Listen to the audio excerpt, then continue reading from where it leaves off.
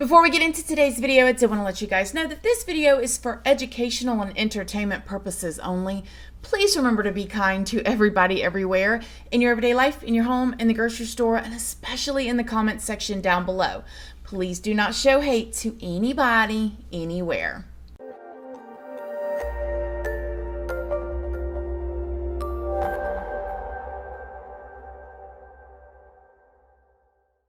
Good morning, my lovelies, my beauties, my friends. My name is Christina and welcome to my channel.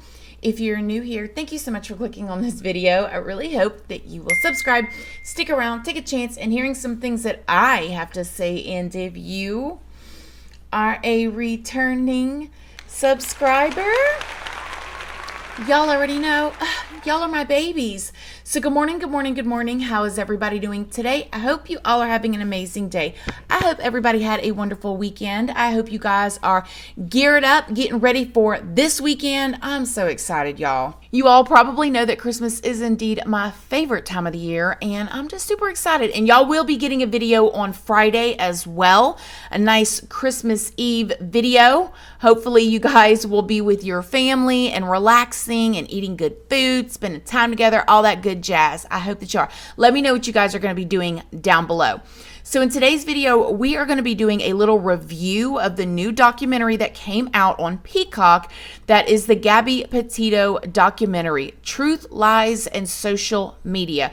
In this video, I'm going to tell you guys some of the stuff that went on in it. I'm going to tell you guys what seems to be like groundbreaking information that was released in it.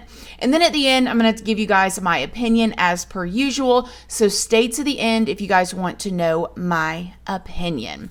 So Peacock, first of all, I had never even heard of this network. Forgive me, no disrespect to anybody, but they're really throwing themselves right out there in the forefront with this Gabby Petito case because this was a big deal. Now, in this documentary, well, what I did was I got the app. So I do have an iPhone, and you can get the app. You can download it for free, Peacock TV.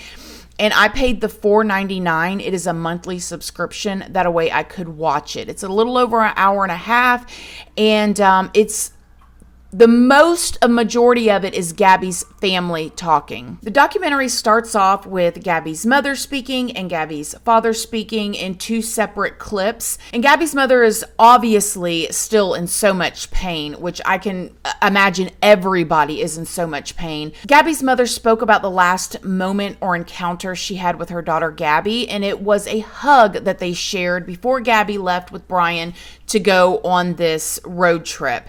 And she said that it was like a long hug, you know, they held each other tight. And Gabby's mom starts to cry, thinking about the moment of hugging her daughter and that being the last moment.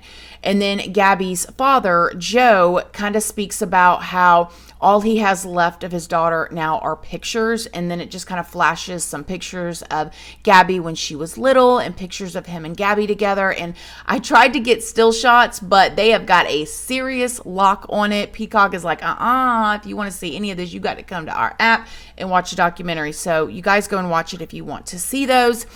And then it kind of flashes to the stepdad, and he talks about when he first met Gabby. He met Gabby when she was 2, almost 3. Oh, and it also says that, and I was wondering this, I don't know if y'all were wondering this, Gabby's mother and father, Nicole and Joe, split up when Gabby was about 1 year old. And Joe talks about how when he was 20 years old is when Gabby was born, and how he was terrified to be a dad, and how Gabby was so little, and she was this little baby, and it shows a picture of Gabby on his chest and him looking very young and 20 years old.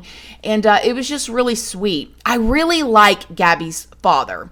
I like all of them. They all love Gabby, okay, very much. Oh, and Gabby's stepmom, which is Joe's wife, speaks about when she met Gabby. She said she met Gabby when she was about 1 year old because she started dating Joe at that time.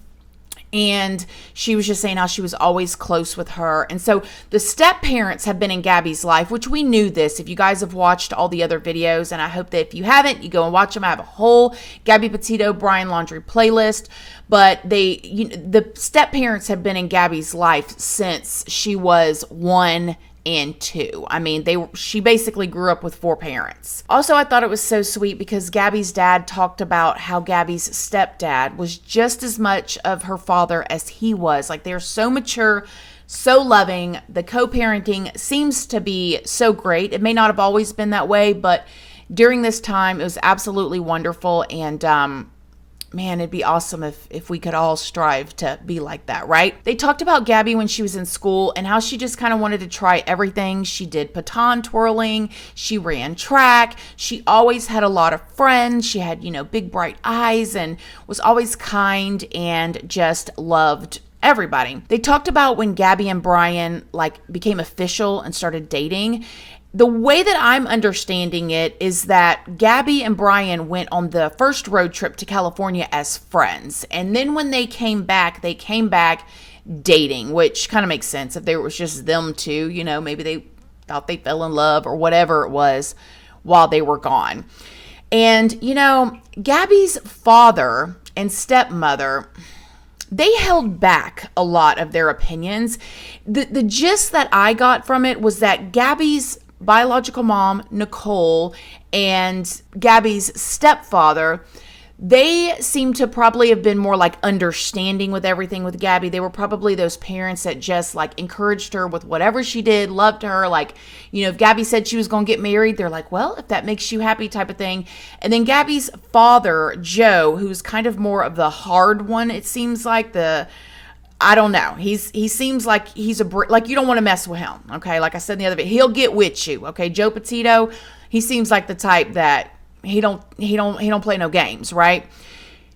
The gist that I get from Joe is that he loved his daughter, and was supportive, but he wasn't impressed by Brian. I mean, he thought he was respectful. He was nice. He never did anything wrong. But that was his baby girl. And I could be putting words in his mouth. So this is just my take on it.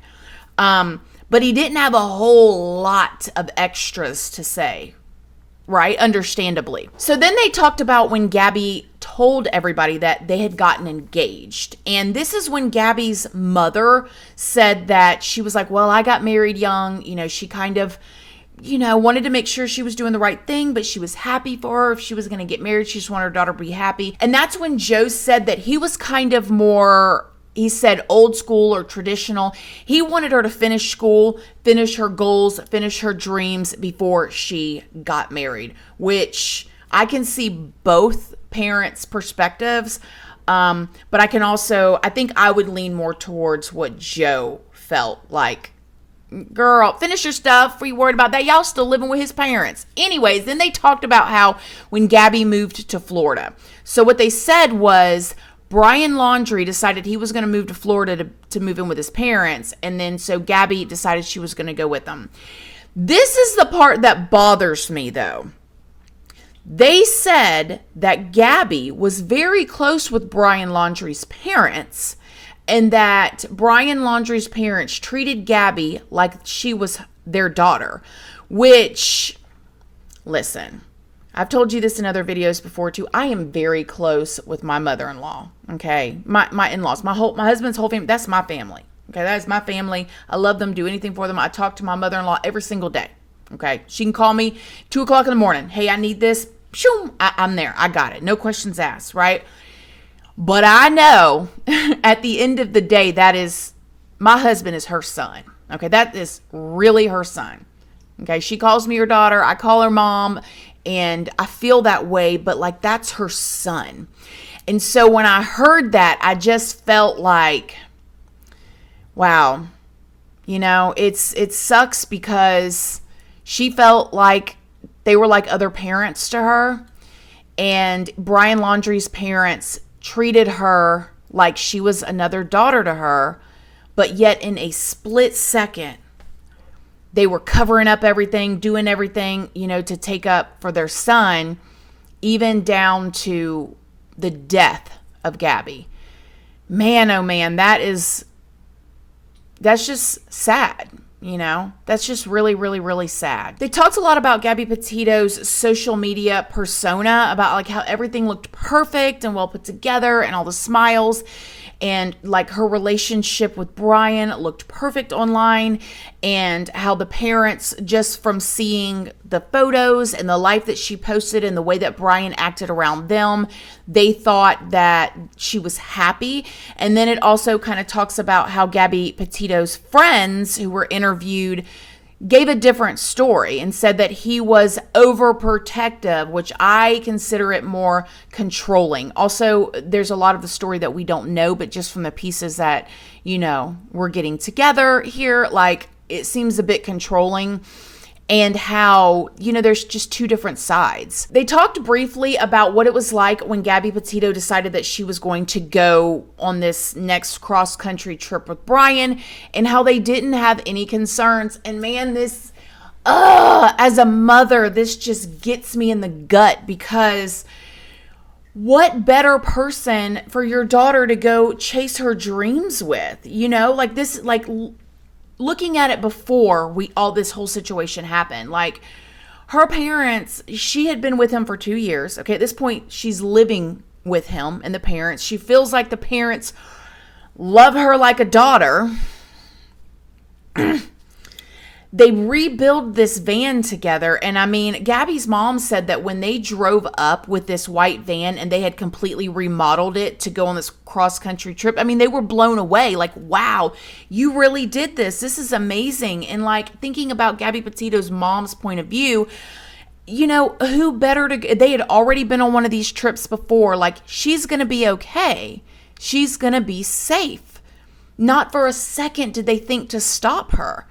And as a mom, you just want your kids to be happy and chase their dreams. And that's exactly what she was doing. And they would have never thought in a million years that all of this could happen, man. That's horrible. Then Gabby's mom talks about the last text message she got from Gabby. And that was on August 30th. And it was a text message that said, "Can you call Stan?"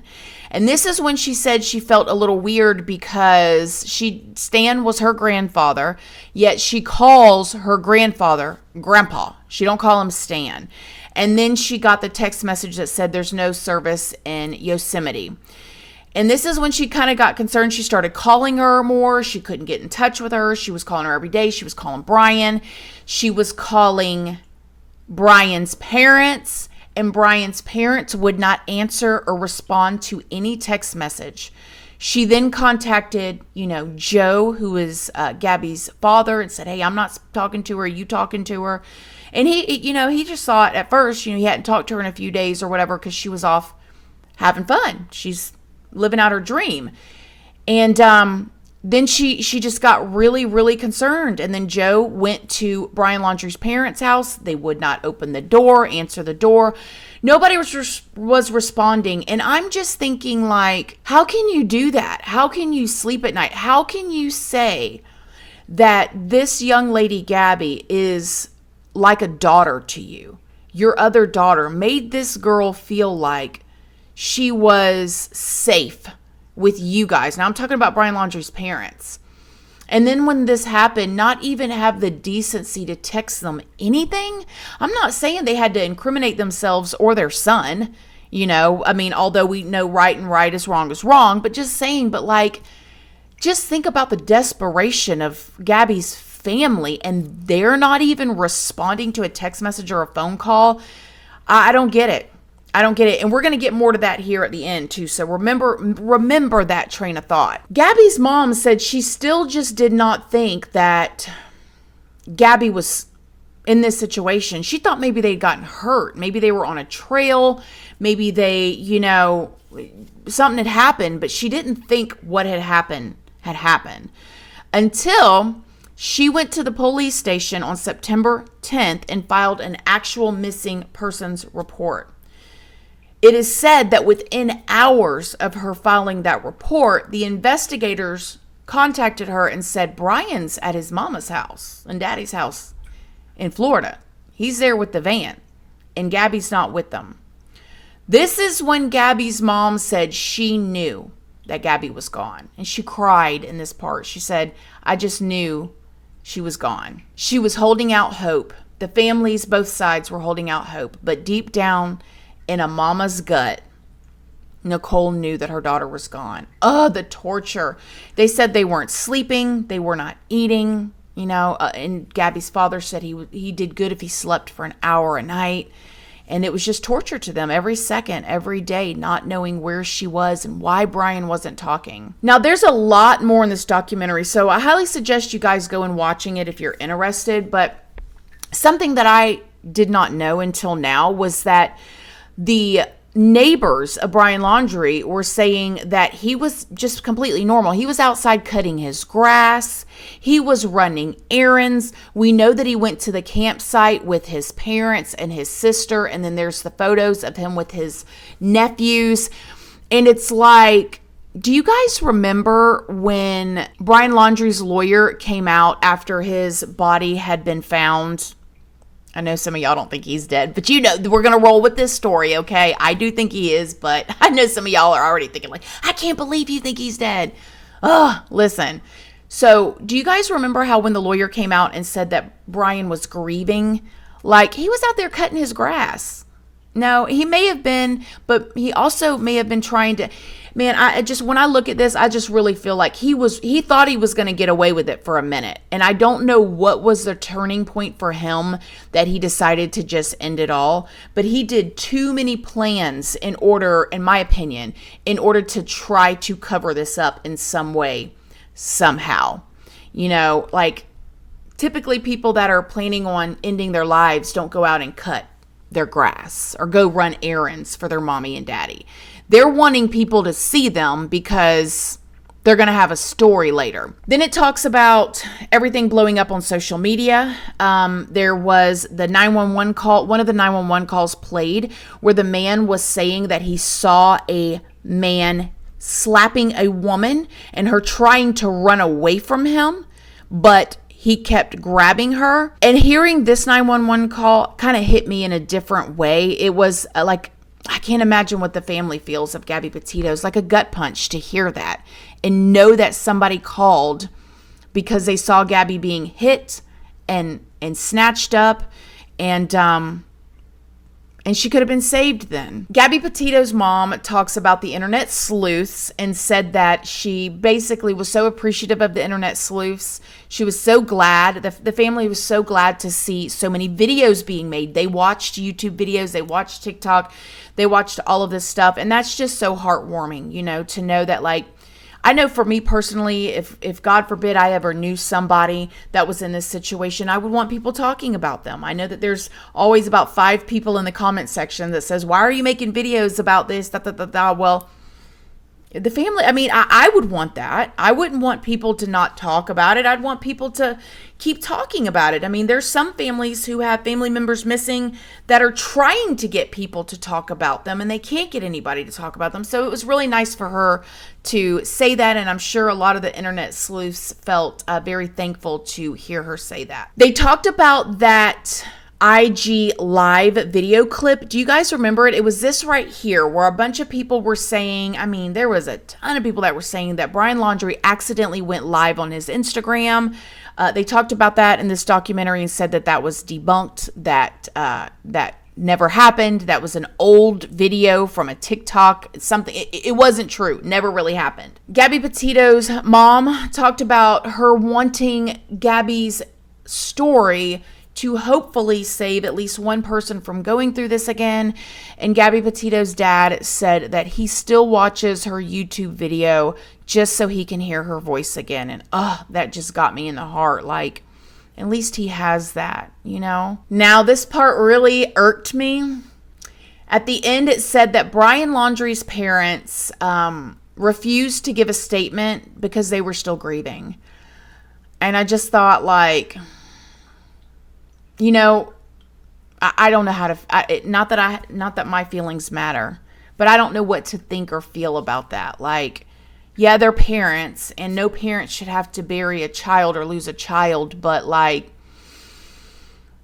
I don't know. Something about this that also irked me about this documentary is that they skimmed through the part of Brian Laundrie being mistaken for his mother. I know y'all all remembered. If y'all have been here, You know the situation. If you haven't, please go watch the other videos so you will know. Man, I really wanted to know what Gabby's parents thought about that. And maybe they talked about it. Maybe they cut it out of the documentary. But that was a really big deal. And I don't know why that wasn't really talked about. Like, how do the parents feel that law enforcement said they knew exactly where Brian was and they didn't know where he was? Ugh, I want to know how they feel about that. Because they also said at the end that the city of Moab was launching a full investigation into their police department and the whole situation between Gabby and Brian. Okay. But I feel like they need to launch a full investigation for the police department here in Florida that lost Brian. Like, how did this happen?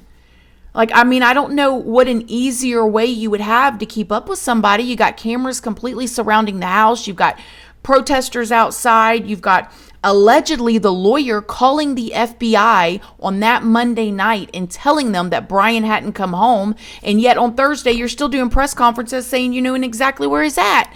So I think there's some more answers that needs to be released than that. So all in all with this documentary, there wasn't a whole lot that was new. To me, it was more of like a tribute to Gabby in a way, because it had a lot of like, you know, it explained more about Gabby's personality and who she was and things that we just kind of wondered about the family, you know, like whatever happened to Gabby Petito's biological mom and dad. Not that it says why they went their separate ways, but, you know, they split when Gabby was only 1, and how the step parents came into her life at such a young age, and what the relationship was like between the step parents, and how she was in school and how she met Brian type of thing. Well, it doesn't say exactly how she met him, but like how they got together. Lightly touched on what Gabby Petito's family felt when Brian Laundries' parents would not speak. But there's just so much that has not come out, and I wonder why. I wonder if it is because there's still an investigation. I hope that's why. There's still so many more questions that have not been answered, and I don't know if it's because of privacy or if it is because, again, there's an investigation. I hope it's the latter. I still want to know what's in the notebook. I hope that it's something. I don't know if I would believe much in there anyways, because it seems like Brian is a manipulator. Seems like he really knows how to put on a mask when it's needed. But I would love to know what Brian Laundrie's parents really thought and really felt. I don't know if they'll ever tell it, but I would love to know. What about you guys? What do y'all think? What do y'all think about Brian Laundrie's parents? Is there anybody out there that thinks that they did not know that Brian killed Gabby when he came home? Is there anybody out there that, because why else would they not answer the call? Oh, and that's what they talked about in the documentary too. They said that, you know, if Brian Laundrie told his parents that she left him for another dude, or that, you know, she went walking or whatever, why wouldn't they just answer the call to Gabby Petito's family and just say that, and just say, hey, you know, she ran off with somebody else. He couldn't find her. He brought the van back. You know, why would they ignore the calls? Them ignoring the calls makes it seem like they knew the extent of what had happened. And they do have the right to never come out and tell, but I hope that they will. I hope that they will. It cannot be easy living with that burden. And the thing that I took away from this is, do not let anybody make you feel bad for taking pictures, for posting pictures on your social media, you know, or too many pictures of you and your family, because, you know, it's just kind of like how Joe Petito said, one day that's all you're going to have left is your photos and your videos. And, you know, we all know that person, and you may be that person that's like, they keep posting pictures of their kids. Just let them post their pictures of their kids. You know, you never know. You never know what could happen. You never know what tomorrow is going to bring. So that's that on the documentary. I thought it was great. You guys go and watch it. It did feel unfinished, though. It feels like there's a lot more questions, and I hope that there's going to be another documentary that's going to have more answers. So Let me know what you guys think in the comment section down below. As always, my loves, thank you guys so much for watching this video. Please do not forget to like it. It's a free way that you can help your girl out. And until next time, I love you guys so very much. And I'll see y'all in the next video. Bye. Love you guys. Bye.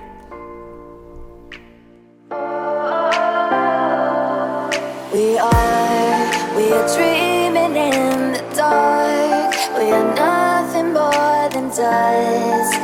Search for